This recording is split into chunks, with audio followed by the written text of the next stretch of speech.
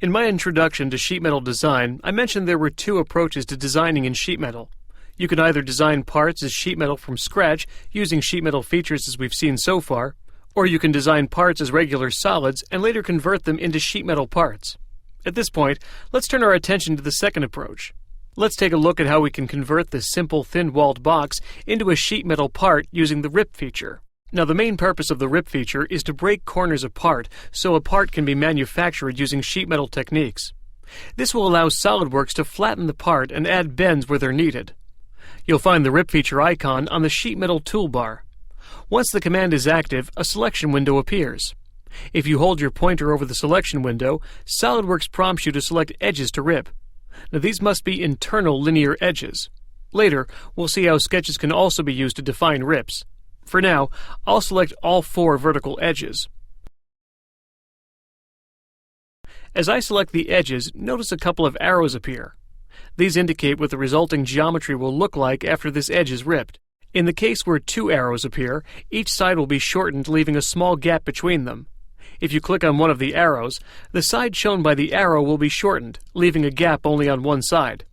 I'll select different directions on a couple of these edges, so you can see the results once the rip feature is complete. You'll notice in the Property Manager that there's a Change Direction button. This allows you to select an edge from the selection window and toggle through different arrow directions just like I did by clicking on the arrows themselves earlier. Since the rip feature will replace corners with gaps, you do have the option of controlling the size of the resulting gaps. At this point, I'll click OK to complete the rip feature.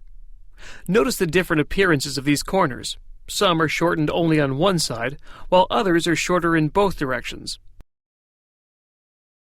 This is the result of the direction arrows I selected earlier. Now let's take a look at an example of using sketches to define rips. Here I have a thin-walled part. Notice it's currently not a sheet metal part, and it cannot be unfolded because all edges are fused together. Now I could use the rip feature and break apart 3 of the 4 edges. However, I like to instead leave the edges intact and create a seam at the center of this face. To accomplish this, I'll create a sketch on the angled face. I'll sketch a line that goes from one midpoint to the other, completely crossing the entire face. And this is all I need at this point, so I'll exit the sketch. Now I can use the rip feature, but rather than selecting internal edges, I'll select the sketch line. As before, I have to specify a gap distance.